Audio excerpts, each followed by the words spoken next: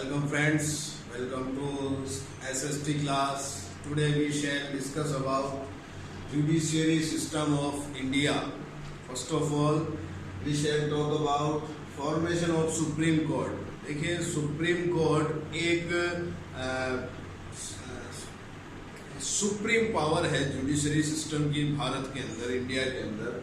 अब देखिए इसका फॉर्मेशन ऑफ सुप्रीम कोर्ट की बात करें कि भाई कैसे सुप्रीम कोर्ट के अंदर क्या क्या मतलब सिस्टम है, तो उसके अंदर फर्स्ट जो अपना पॉइंट है उस पर हम डिस्कस करेंगे नंबर ऑफ जजेस। देखिए नंबर ऑफ जजेस की बात करें इन द बिगिनिंग, है ना, कि भाई जब स्टार्टिंग के अंदर जब कॉन्स्टिट्यूशन बना था उस टाइम सिविल सुप्रीम कोर्ट के अंदर एक चीफ जस्टिस हुआ करते थे और उनके अलावा 7 अदर जजेस हुआ करते थे।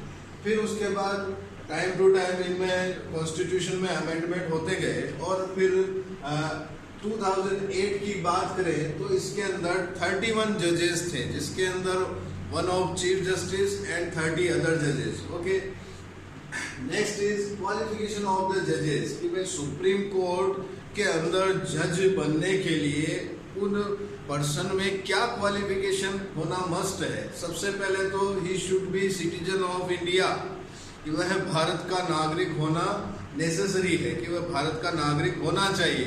आफ्टर दैट कि उसकी क्वालिफिकेशन के अंदर बात करें, उसके वर्किंग से रिलेटेड बात करें तो उसे 5 इयर्स का एक्सपीरियंस होना चाहिए अपनी अदर कोर्ट के अंदर जस्टिस मतलब कि न्याय का, या कह सकते हैं इसे कि वह जज होना चाहिए था, कि 5 वर्ष उसने एज ए जज निकाले हो किसी कोर्ट में, हाई कोर्ट में, ठीक है।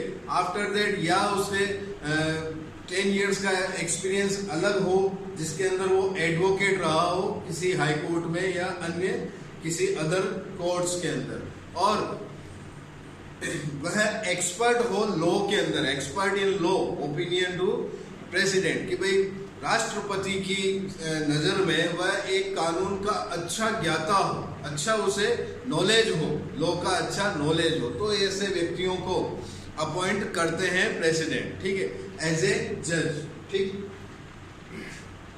मैंने लिख रखा है, आप लोग इसे नोट कर सकते हैं।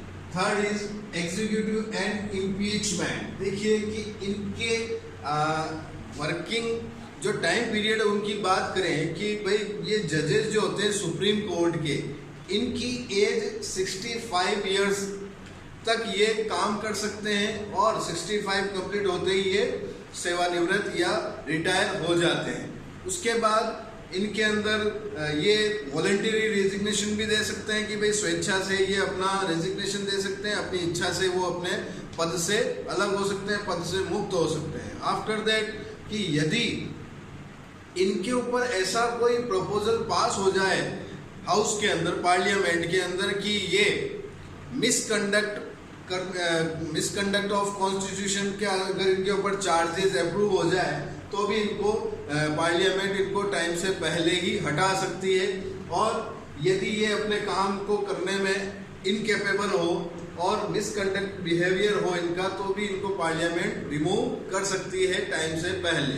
ओके, और उसके बाद बात करें इनका salary, allowances and other facilities. देखिए इनकी सैलरी और अलाउंसेस जो होते हैं ये टाइम टू टाइम अमेंडमेंट होता रहता है कॉन्स्टिट्यूशन में, तो चेंज होते रहते हैं, इसलिए मैं इसको कोई एक फिक्स क्राइटेरिया आपको नहीं बता पाऊंगा, ठीक है ना। तो ये सैलरी, अलाउंस, ये फैसिलिटीज जो होते हैं टाइम टू टाइम बढ़ते जाते हैं, और इनका ये रखा जाता है सैलरी अमाउंट कि ये उस अमाउंट से ये सेटिस्फाइड हो जाए, जिसके अलावा ये किसी और तरह का कोई पैसे कमाने का और सोर्स यूज ना कर सके, और इनको करप्शन से फ्री रखा जाता है, करप्शन मुक्त होते हैं, इसलिए इनकी सैलरी इतनी हाई रखी जाती है ताकि इनको और किसी दूसरे चीज की आवश्यकता ही ना पड़े, दूसरी इनकम की आवश्यकता ही ना पड़े, ठीक है।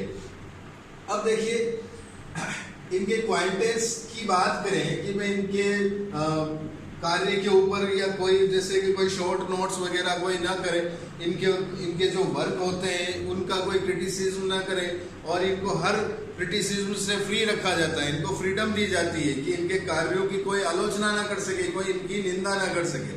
ठीक है, तो सुप्रीम कोर्ट अपने के जो जजेस होते हैं ये अपने काम को करने के लिए टोटली फ्री होते हैं। ठीक है, नो बाउंडेशन, इनके ऊपर किसी तरह का कोई बाउंडेशन नहीं होता। फिर देखते हैं हेडक्वार्टर्स ऑफ द कोर्ट। देखिए ये जो आर्टिकल 130 है इसके अंदर ये कहा गया है कि जो सुप्रीम कोर्ट का जो मेन हेडक्वार्टर्स जो होता है ये न्यू दिल्ली में स्थापित होता है। ये कॉन्स्टिट्यूशन में ऐसा कहा गया है कि, और अभी सुप्रीम कोर्ट का जो मेन हेडक्वार्टर है वो भी नई दिल्ली में है, न्यू दिल्ली में। ठीक है, अब देखिए रेस्ट्रिक्शन ऑफ जजेस कि भाई इनके ऊपर, इन जजेस के ऊपर क्या क्या पाबंदियां हो सकती है। क्या हो सकता है कि भाई जब ये अपना जो टाइम पीरियड एज ए जज पूरा कर लेते हैं, ठीक है, आफ्टर दिस पीरियड वो किसी भी तरह की कोई भी काम नहीं कर सकते, एडवोकेट से या वकालत नहीं कर सकते। ठीक है, किसी भी कोर्ट में वह एडवोकेसी नहीं कर सकते, कोई प्रैक्टिस नहीं कर सकते। Now we shall talk about jurisdiction, power and functions of the Supreme Court. देखिए ओरिजिनल ज्यूरिसडिक्शन, इसके अंदर हम बात करें कि ओरिजिनल सिंगल ज्यूरिसडिक्शन जो केवल इनके पास जो पावर है, जो जस्टिस पावर जो इनके पास है कि ये क्या कर सकते हैं कि देखिए इसके अंदर भी 2-3 तरह के जो मैटर होते हैं, जैसे कि एक तो सेंट्रल गवर्नमेंट और स्टेट गवर्नमेंट के अंदर यदि कोई डिबेट है या कोई विवाद है तो ये इनको सोल्व कर सकते हैं according to constitution. After that यदि ऐसा कोई मैटर इनके पास जाता है जिसके अंदर 2 स्टेट का कोई मैटर है तो भी ये इसको सुनते हैं और इसके ऊपर डिसीजन लेते हैं। ठीक है, और फिर उसके बाद दूसरी बात करें कि भाई इनके पास जो और जो कोई मैटर इनके विचाराधीन लाया जाता है कि इनके नोटिस के लिए लाया जाता है तो केवल इसके ऊपर भी ये ही सुनवाई कर सकते हैं, इनसे नीचे के जज नहीं कर सकते। जैसे कि भाई किसी व्यक्ति को अगर मृत्युदंड मिल गया है, डेथ का पनिशमेंट मिल गया, तो उसका जो निर्णय है वो भी यही कर सकते हैं कि उसके ऊपर क्या हमको डिसीजन लेना है, या उसको आगे टालना है, या उसकी जो पनिशमेंट है उसको कम करनी है, या उसको किसी और पनिशमेंट में ट्रांसफर करनी है। ठीक है, फिर हम इसके देखिए अपीलेट ज्यूरिसडिक्शन की बात करें। इसके अंदर क्या होता है कि कॉन्स्टिट्यूशनल अपील के लिए जो बात की जाती है आर्टिकल 132, अकॉर्डिंग टू आर्टिकल 132 यदि हाई कोर्ट ये प्रूव कर दे कि दिस मैटर इज कि इस मैटर की सुनवाई सुप्रीम कोर्ट में हो सकती है तो यहाँ सुप्रीम कोर्ट ही इसकी सुनवाई करता है। फिर इसके अंदर जैसे सेकंड पार्ट की बात करें, सिविल ज्यूरिसडिक्शन की बात करें, तो सिविल के अंदर क्या होता है कि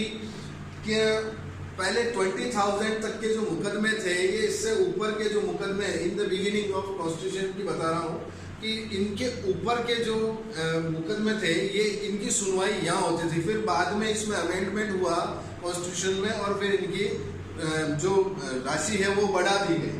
फिर आफ्टर दैट हम क्रिमिनल की बात करें, क्रिमिनल जो ज्यूरिसडिक्शन है उसके अंदर बात करें कि भाई जैसे मैंने आपको भी बताया था कि वही डेथ वाला जो पनिशमेंट है उसकी सुनवाई का भी ये राइट रखते हैं सुप्रीम कोर्ट के अंदर। और स्पेसिफिक यानी कुछ अलग इनके पास भी राइट होते हैं कि भाई जैसे कि जो मिलिट्री जो जुडिशरी सिस्टम होता है उनके डिसीजन के अलावा ये जितने भी और जो मुकदमे हैं उन सब की सुनवाई ये कर सकते हैं। यानी सैनिक न्यायालय के अलावा जितने भी जो मुकदमे होते हैं उनकी सुनवाई सुप्रीम कोर्ट कर सकता है। ठीक है, अब देखिए power to give special order for appeal 136। भाई स्पेशल ऑर्डर ऑफ के अंदर ये 136 के अंदर ये कहा गया है कि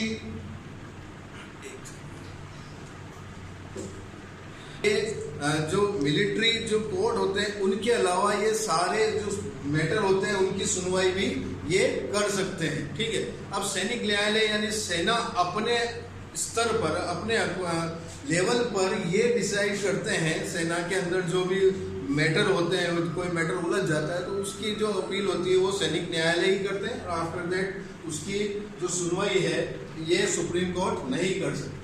फिर हम बात करें एडवाइजरी ज्यूरिसडिक्शन। देखिए एडवाइजरी ज्यूरिसडिक्शन इसके अंदर क्या होता है कि जब ऐसा कोई मैटर होता है जो कॉन्स्टिट्यूशन से रिलेट होता है, कि भाई उस कॉन्स्टिट्यूशन को एक्सप्लेन करना है किसी मैटर में, तो उस एक्सप्लेनेशन का जो पावर है ये इनके पास है। यानी इसको हम कह सकते हैं कि संविधान की व्याख्या करने का पावर इनके पास है। यदि ऐसा कोई आर्टिकल है जो किसी को समझ में नहीं आ रहा है, तो उस आर्टिकल को समझाना या उसको एक्सप्लेन करने का पावर इनके पास है, ये कर सकते हैं। फिर इसके अंदर क्या होता है कि टाइम टू टाइम प्रेसिडेंट भी सुप्रीम कोर्ट से सजेशन लेते हैं, एडवाइस लेते हैं किसी कॉन्स्टिट्यूशन मैटर के ऊपर कि भाई अगर उन्हें समझ में नहीं आ रहा है कोई मैटर, तो वो सुप्रीम कोर्ट से सजेशन ले सकते हैं। लेकिन इसमें ये बाउंडेशन होता है कि सुप्रीम कोर्ट कोई बाउंड नहीं होता कि उनको एडवाइस देनी ही देनी है तो दी जाए, ठीक है। और